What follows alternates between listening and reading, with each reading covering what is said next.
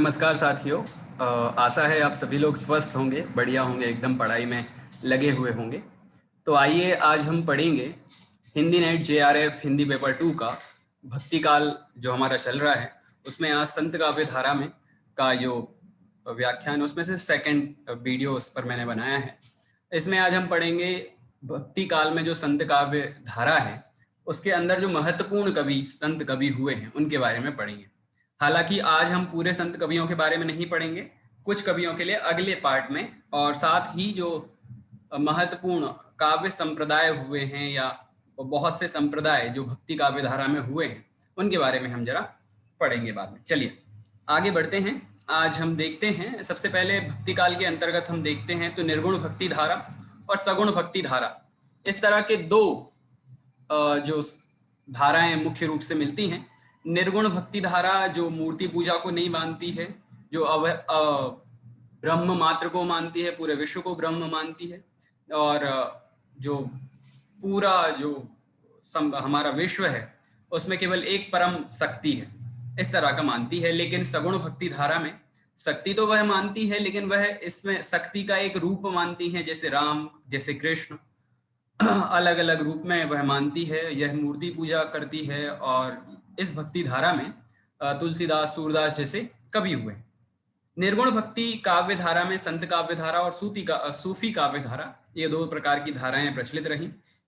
और सगुण भक्ति धारा में कृष्ण काव्य और राम काव्य भक्ति धारा ये प्रचलित रही। संत काव्य धारा में कबीरदास जी जैसे महान संत हुए हैं जो प्रमुख रूप से सामने आते हैं, जिनके बारे में हमने कल पढ़ चुका था। आज हम उनके अलावा कुछ जो संत काव्य धारा में महत्वपूर्ण कवि हैं, महत्वपूर्ण संत हैं, उनके बारे में जरा हम आज देखेंगे। आइए आगे की स्लाइड जरा देखते हैं। सबसे पहले आते हैं गुरु नानक देव।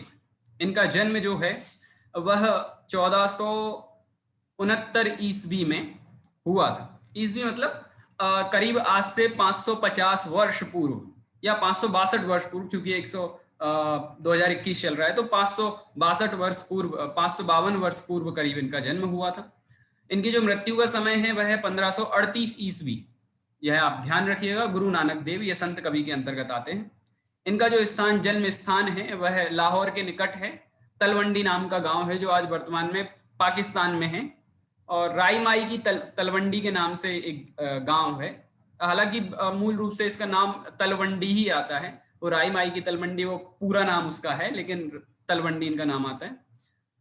देख लेते, नीचे लिखा हुआ है यह स्थान वर्तमान में ननकाना साहब के नाम से प्रसिद्ध है। यह जो स्थान है ननकाना साहब, क्योंकि जो संत गुरु नानक देव या सिखों की जो परंपरा के जो गुरु हुए हैं उनमें हर चीज में साहब लगाने का प्रचलन रहा है। जैसे उनका जो ग्रंथ है गुरु ग्रंथ साहब, जैसे गुरु साहब, इस तरह से स्थान का नाम भी अमृतसर साहब या स्वर्ण मंदिर साहब, इस तरह के साहब लगाने का या महत्वपूर्ण या किसी को महत्व देने के लिए साहब नाम का प्रयोग किया जाता है। तो उनके स्थान को भी क्या कहते हैं? ननकाना साहब कहते हैं। इनके पिता का नाम कालूचंद्र खत्री था। इनकी माता का नाम सुलक्षणी था, जिन्हें तृप्ता के नाम से भी बहुत बार मिलता है इनका नाम। चलिए, इनके पुत्र, इनके दो पुत्र थे, श्रीचंद्र एवं लक्ष्मीचंद। इन एक महत्वपूर्ण नोट यहाँ पे दिया हुआ है। इनके पुत्र जो हैं श्रीचंद्र द्वारा उदासी संप्रदाय की स्थापना की गई थी। हालांकि इसके बारे में हम बाद में जब भक्ति के मूल संप्रदाय जब हम पढ़ेंगे तब इसके बारे में हम देखेंगे। तो इनके पुत्र जो श्रीचंद्र थे, बड़े पुत्र थे श्रीचंद्र, तो इनके बड़े पुत्र श्रीचंद्र ने उदासी संप्रदाय की स्थापना की थी। इनकी प्रमुख रचनाएं जरा देख लेते हैं। तो इनकी प्रमुख रचनाएं जो हैं वह हैं नानक जपूजी। पहला है जपूजी। जपूजी में क्या है? जपूजी में नानक के जो दर्शन के सिद्धांत हैं और सार तत्व जो है वह इस जपूजी नामक ग्रंथ में लिखा गया, यानी रचना में लिखी गई। आसादी वार, ये भी एक महत्वपूर्ण ग्रंथ है। रही रास, ये महत्वपूर्ण ग्रंथ है। एक सोहिला, ये इनका महत्वपूर्ण ग्रंथ है। एक नसीहत नामा, हिंदी में दरअसल इनकी ख्याति नसीहत नामा के कारण है, क्योंकि नसीहत नामा जो है वह खड़ी बोली में लिखा गया है, इसलिए जो महत्वपूर्ण ग्रंथ है वह नसीहतनामा। हालांकि इनके जो मुख्य रूप से पद हैं महिला नाम के प्रकरण में लिखे गए हैं गुरु ग्रंथ साहिब में, वह मूल है। लेकिन नसीहतनामा जो हिंदी में इनके पद प्रचलित हैं वह नसीहतनामा नाम की रचना में है। चलिए आगे देख लेते हैं महत्वपूर्ण तथ्य और कौन कौन से हैं। नानक देव जी सिख संप्रदाय के प्रवर्तक एवं प्रथम गुरु थे। ये महत्वपूर्ण बात है कि इन्होंने सिख धर्म का, सिख संप्रदाय का प्रवर्तन किया था। तो इसके पहले सिख संप्रदाय की कोई पृष्ठभूमि नहीं मिलती, इसके पहले सिख संप्रदाय नाम का कोई संप्रदाय नहीं था। ये गुरु नानक देव ने प्रारंभ किया। यूं कहें, देखिए उस वक्त जो काल था वो मुसलमानों का काल था और मुसलमान बहुत ज्यादा रूप से बढ़ रहे थे, तो उन्हें पंजाब के रहने वाले थे, ये पंजाब साइड, लाहौर साइड के जो थे, वो एरिया पंजाब का है पूरा। जो जो अभी पाकिस्तान में हिस्सा है वो, हालांकि वहां पे पंजाबी, आज भी पंजाबी लोग बहुत बसते हैं। तो वो जो है, उन्होंने, गुरु नानक साहब ने क्या किया कि जो हिंदू थे, हिंदुओं में भी जाति व्यवस्था बहुत तेजी से थी, तो ये जो संत संप्रदाय के लोग हुए हैं, उन्होंने जाति व्यवस्था पे बड़ी चोट करने की कोशिश की है। तो इन्होंने जाति के अलावा एक नई एक संगठन बनाया, जिसे सिख संगठन कहते हैं, और सिखों के नाम पर, सिखों के द्वारा एक महत्वपूर्ण काम हुआ, यानी सिख संप्रदाय की स्थापना हुई। इसमें क्या होता था, दरअसल इसमें कोई जाति पाति नहीं मानी जाती थी कि कोई भी प्रभु का भजन कर सकता है, कोई भी उस निर्गुण ब्रह्म एक ओंकार, वो आप सुनते भी हैं, इनकी जो वाणी है, इनका जो दोहा है एक ओंकार, तो वो एक ही ब्रह्मा जो है वह मानते हैं। तो उसके आधार पर इन्होंने समाज को जो है जाति जाति प्रथा से अलग करने की कोशिश की, जाति प्रथा की अलग करने की कोशिश की और सब लोगों को एक साथ लाया। तो इस तरह से ये सिख संप्रदाय के प्रवर्तक हुए और प्रथम गुरु, इसमें 10 गुरु हुए हैं कुल सिख संप्रदाय में, तो उनमें प्रथम गुरु यह थे। नानक देव जी की काव्य भाषा 3 रूप में प्रचलित है, मतलब उनकी काव्य भाषा के 3 रूप मिलते हैं दरअसल मूल रूप से। एक तो हिंदी मिलता है, मेन खड़ी बोली जिसे कहते हैं, नसीहतनामा जिसमें लिखा गया है। पंजाबी मिलता है, बाकी जिसकी रचनाएं इसमें मिली है। फारसी बहुल पंजाबी, एक है फारसी, देखिए एक तो है पंजाबी जिसमें हिंदी मिली हुई है, एक है पंजाबी जिसमें फारसी यानी उर्दू वगैरह के, उर्दू अरबी के शब्द मिले हुए हैं। तो वह एक इस तरह की 3 भाषाएं, हिंदी, पंजाबी और अरबी, फारसी बहुल पंजाबी। इनके द्वारा रचित पदों को गुरु ग्रंथ साहिब के महला प्रकरण में संकलित किया गया है। जो गुरु ग्रंथ साहिब में कई बार आ जाता है कि गुरु नानक देव के जो पद हैं वह किस प्रकरण में सम्मिलित किए गए हैं, तो महला साहब प्रकरण में, महला प्रकरण में संकलित किए गए हैं। कबीर ने अपने परम तत्व को राम कहा और उसी परम तत्व को गुरु नानक देव ने शब्द कहा, है ना। ये महत्वपूर्ण तत्व है कि जो परम तत्व है, परम ब्रह्म जो है, उसको राम कहेंगे। वो कहेंगे राम मेरे पीऊ में राम की बहुरिया, तो राम की बहुरिया यानी रामपति, वो परम ब्रह्म और उसका मैं एक अंश। ऐसे ही उसी परम तत्व को जब नानक देव कहेंगे तो वो राम नहीं कहेंगे, वह कहेंगे शब्द, जो परम ब्रह्म को शब्द कहेंगे। संतों में नारी के प्रति सबसे उदार संत जो हैं वह गुरु नानक देव जी हैं, और मुसलमान शासकों का प्रत्यक्ष विरोध करने वाले जो संत हुए हैं वह गुरु नानक देव जी हैं। अपने में कई एक और इनकी महत्वपूर्ण रचना है चंडी चरित्र, बड़ी ओजपूर्ण रचना है इनकी, गुरु नानक देव की, और बहुत सुंदर रचना है।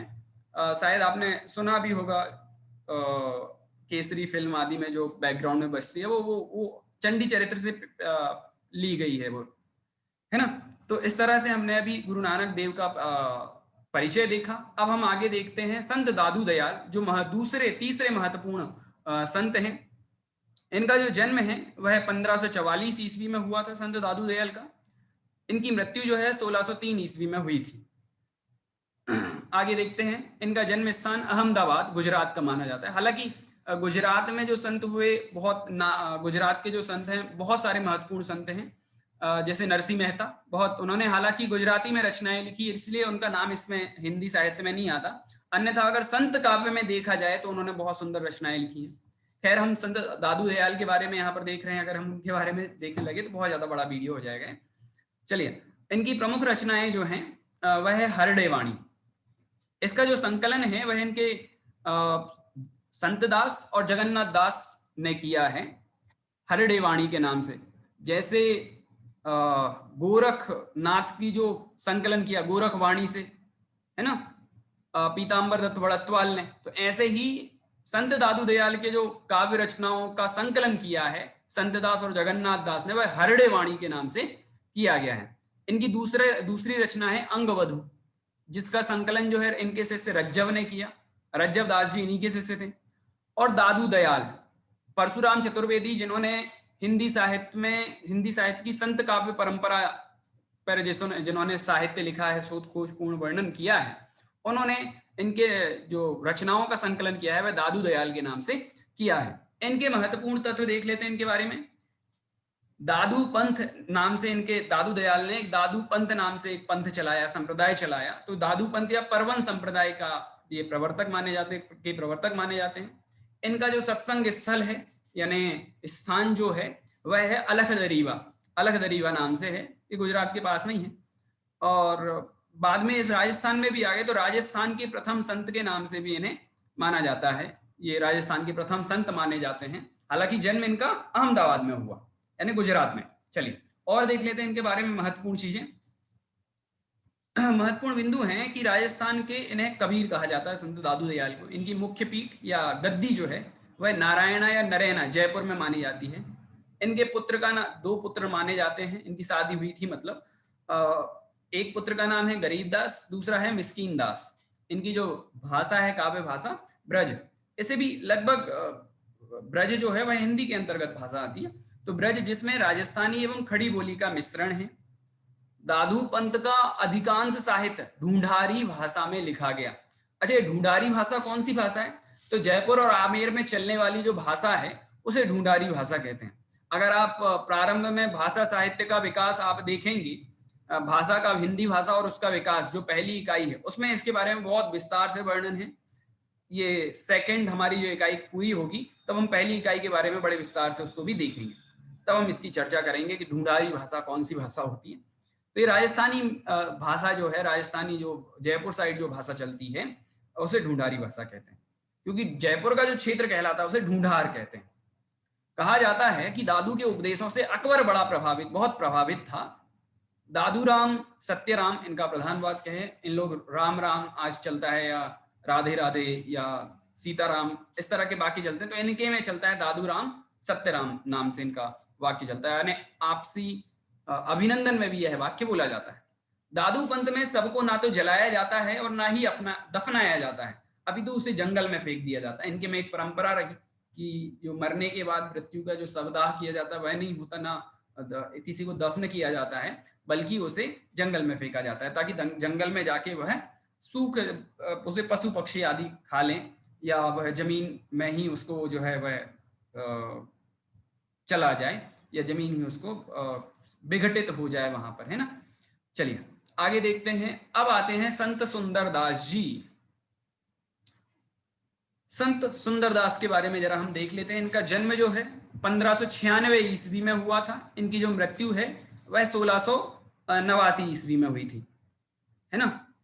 और लगभग इनके क्या कहेंगे 69 में इनका हुआ आपके नानक देव का, तो 96 में सुंदरदास का हुआ। इस तरह से याद भी कर सकते हैं आप लोग। 1689 ईस्वी में इनकी मृत्यु हुई थी। इनका जन्म स्थान दौसा माना जाता है जो कि राजस्थान में है ना, ये जयपुर के पास में है दौसा भी। गुरु का नाम दादू दयाल है, इनके गुरु जो हैं दादू दयाल हैं। 6 वर्ष की आयु में ही दादू के ये शिष्य बन गए थे। इनके पिता का नाम परमानंद खंडेलवाल था। इनकी जाति जो थी वह बनिया थे, यानी ये बनिया जाति से बिलोंग करते थे, वैश्य थे यानी व्यापारी थे। रचनाएं इनकी जो हैं, 2 रचनाएं मिलती हैं, एक तो ज्ञान समुद्र और दूसरा है सुंदर विलास। इनकी 2 रचनाएं हैं महत्वपूर्ण। इनके द्वारा रचित कुल 42 ग्रंथ माने जाते हैं, जिनमें में से ये 2 प्रमुख हैं। मतलब कुल 42 ग्रंथ इनकी रचनाएं मानी जाती हैं, लेकिन प्रमुख रूप से 2 ही ग्रंथ माने जाते हैं, जिनमें से एक है ज्ञान समुद्र और दूसरा है सुंदर विलास। इनकी रचनाओं का संकलन पुरोहित हरिनारायण शर्मा के द्वारा सुंदर ग्रंथावली के नाम से किया गया। ये महत्वपूर्ण प्रश्न है कि सुंदर ग्रंथावली के नाम से किसने किया? पुरोहित हरिनारायण शर्मा के द्वारा इनकी रचनाओं का संकलन हुआ है। आगे देखते हैं जरा इनके बारे में और महत्वपूर्ण तथ्य क्या है।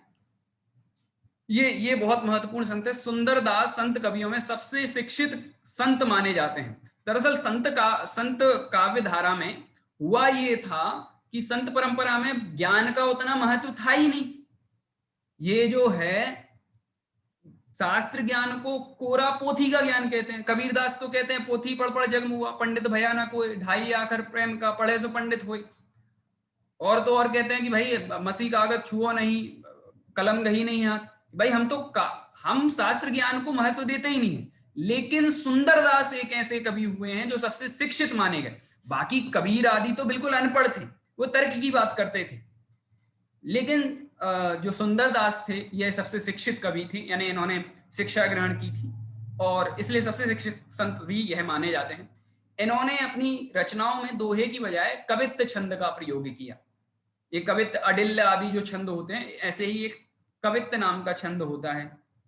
वो एक उसकी लय है बराबर, डैडी वो ले बेटे से की, इस तरह से उसकी लय होती है। ये श्रृंगार रस के घोर विरोधी कवि थे। ये शिक्षित थे और श्रृंगार रस के घोर विरोधी कवि थे। तो कई बार आ जाता है कि सबसे सुंदर श्रृंगार रस के सबसे घोर कवि विरोधी कवि कौन से माने जाते हैं, तो संत सुंदरदास माने जाते हैं। इन्होंने 1625 ईस्वी में फतेहपुर शेखावाटी, फतेहपुर जो सीकर है, फतेहपुर सीकरी, शेखावाटी जिसे कहते हैं, मैं प्रवेश किया था, जहां पर इन्होंने, वहां पे बहुत जंगल है और गुफाएं वगैरह पाई जाती हैं। तो वहां पे एक गुफा में इन्होंने 12 वर्षों तक योग साधना की थी। यानी सुंदरदास जो थे उन्होंने 12 वर्षों तक योग साधना की थी। ये प्रसिद्ध वाक्य है। चलिए आगे देखते हैं। अब आते हैं संत रैदास, बहुत महत्वपूर्ण कवि हैं और इनके बारे में शायद आप पहले किताबों में पढ़ चुके हैं। शायद अगर आप ग्रेजुएशन किया होगा या पहले आपने 6, 7, 8 में आपने पढ़ा होगा, मीरा के गुरु के नाम से आपने इन्हें जरा जानते हैं। चलिए देखते हैं जरा।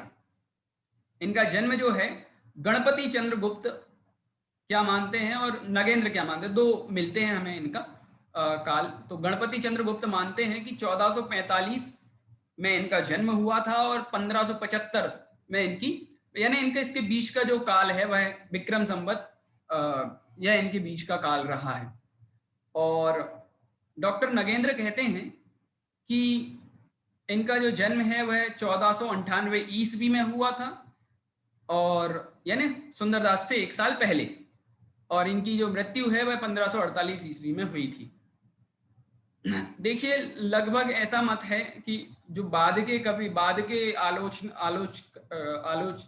आलोचनाकार होते हैं, आलोचक हुए हैं, उनकी बात ज्यादा प्रामाणिक मानी जाती है, इस तरह की बात है।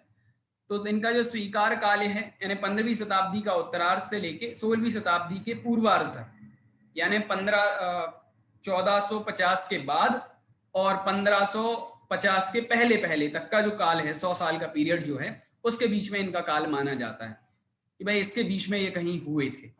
इनकी जन्मभूमि एवं कर्मभूमि क्या है, तो इनकी जन्मभूमि और कर्मभूमि जो है वह काशी थी। काशी जो आज है वह वाराणसी के नाम से भी इन्हें जानते हैं। चलिए अन्य नाम इनके रविदास, गुरु रविदास था, अन्य नाम इनका जो है रविदास कहा जाता है।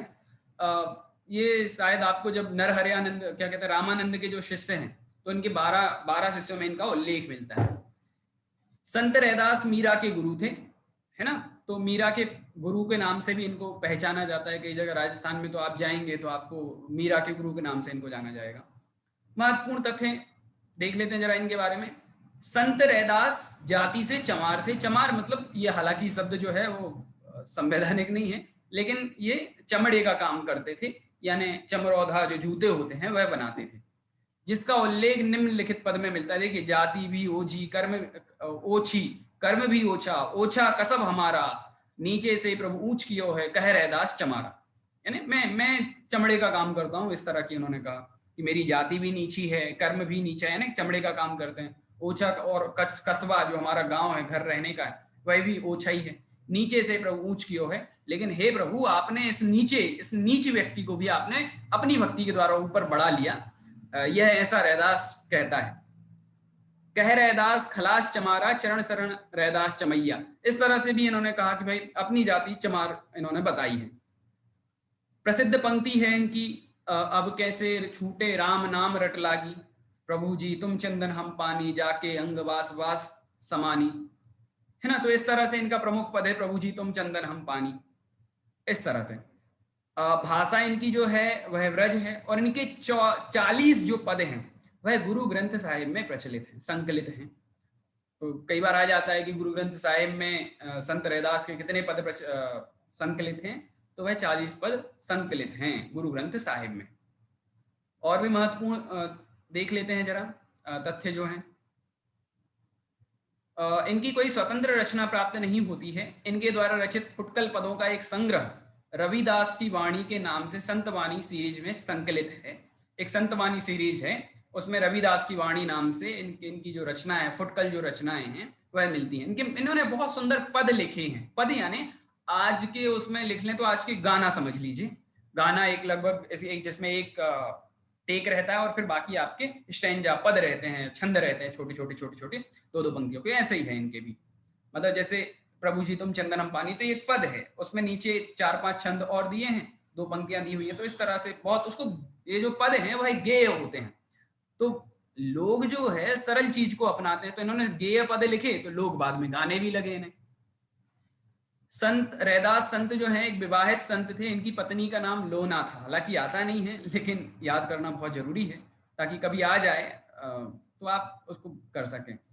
चित्तौड़गढ़ यानी राजस्थान में एक चित्तौड़गढ़ नाम की जगह है जहां पर पद्मिनी और अलाउद्दीन वाला, पद्मिनी और राजा रतन सिंह का राज्य था, वो वाला चित्तौड़गढ़। तो राजस्थान के कुंभ श्याम मंदिर में इनकी एक छतरी बनी है। पिछले साल मैं अभी यात्रा पे गया था चित्तौड़गढ़, तब हमने ये छतरी देखी। बहुत सुंदर मंदिर बना हुआ है वो। कहते हैं कि यहाँ पे श्री कृष्ण की भक्ति कर दी थी। ऐसा भी कहा जाता है कि सिकंदर लोदी ने इनको दिल्ली आने हेतु आमंत्रित किया था, कि इन्होंने इनकी भक्ति से प्रभावित होकर सिकंदर लोदी जो एक मुस्लिम शासक था उसने भी इन्हें दिल्ली में बुलाया था। हालांकि ये गए नहीं थे ये। चलिए आगे बढ़ते हैं। अब आते हैं संत मलूकदास। ये बड़े क्या कहेंगे, आलसियों के बिल्कुल एकदम गुरु माने जाते हैं। वो आप पढ़ेंगे आगे, अजगर करे ना चाकरी वाला इनका काव्य पढ़ेंगे। चलिए देख लेते हैं जरा इनके बारे में। इनकी जो जन्म है वह 1574, उल्टा हो गया, जन्म पहले हो गया, जन्म बाद में हो गया, मृत्यु बाद में पहले हो गई।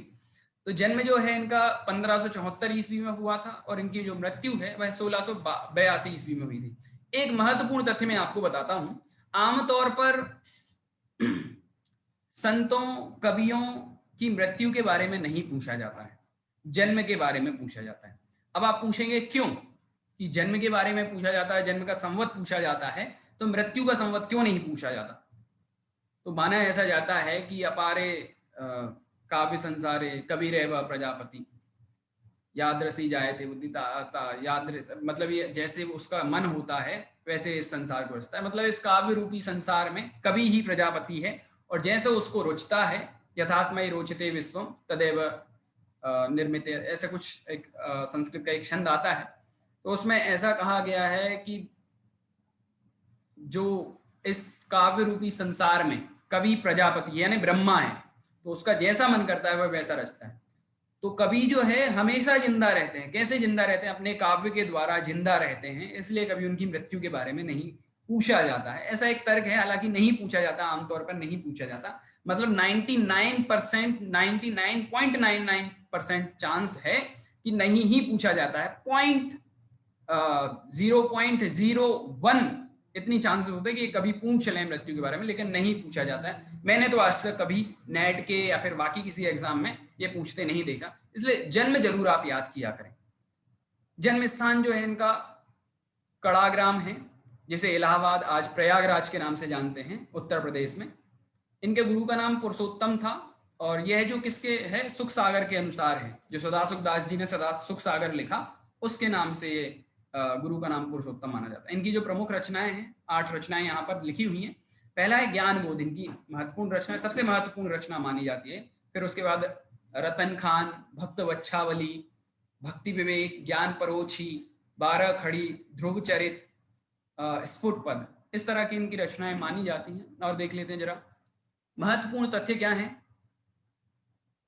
संत मलूकदास और मतलब संत मलूकदास के महत्वपूर्ण तथ्य क्या है, ऊपर सुंदरदास लिखा हुआ है, वो हटाना भूल गया मैं। तो संत मलूकदास जी के बारे में महत्वपूर्ण तथ्य क्या है। इन्होंने अपनी रचनाओं में अवधी एवं ब्रज भाषा का प्रयोग किया है। दरअसल मध्यकाल की जो मूल भाषा निकल के आई थी, भक्ति काल की मूल भाषा निकल के आई थी, या तो वो राजस्थानी थी जिसमें ब्रज मिली हुई थी, या अवधी भाषा या ब्रज भाषा। प्रॉपर जो काव्य लिखा गया वो तो अवध में लिखा गया, पूर्व साइड लिखा गया, या फिर ब्रज में लिखा गया, आगरा साइड लिखा गया। तो इन्हीं 2 भाषाओं का प्रयोग हुआ है। तो इन्होंने अपनी रचनाओं में अवधी भाषा एवं ब्रज भाषाओं का प्रयोग किया है। ये आलसियों के समर्थक कभी माने जाते हैं।